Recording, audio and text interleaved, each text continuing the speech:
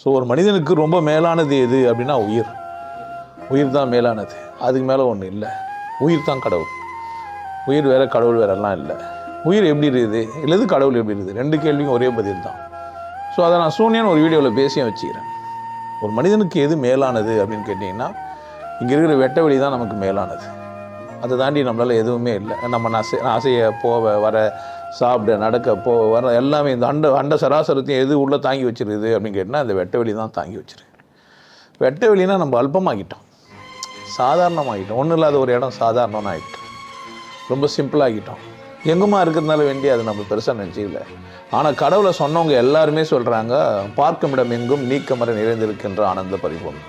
பார்க்குறதுலாம் நீக்க முடியாதபடி நிறைஞ்சிருக்கு. அப்போ அந்த வீடியோ சூன்யம் நான் போட்டோம், வீடியோ போட்டோம் கூட புரிஞ்சிக்க முடியுமான்னா எல்லாராலையும் அதை புரிஞ்சிக்க முடியாது. உயிர் சூன்யம் சொன்ன உடனே எல்லாராலையும் ஏற்றுக்கூட முடியாது. வெட்ட வெளி எப்படி கடவுளாக முடியும்?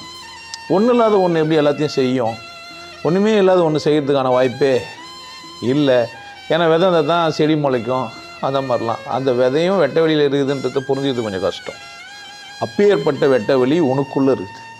உன் உதயத்தை சுருங்க வைக்கிறதும் வெளியே வைக்கிறதும், சுவாசத்தை உள்ளே அனுப்புறதும் வெளியே அனுப்புறதும், உடம்புல அசைவுகள் ஏற்படுத்திக்கிறதுக்கும் நான் அசைறதுக்கும் எல்லாத்துக்குமா அதுதான் இருக்குது. அப்போது ஒரு மனிதன் உயிரிடும் மேலே இல்லை, அறிய வேண்டிய ஒன்று தன் உயிரை தான்.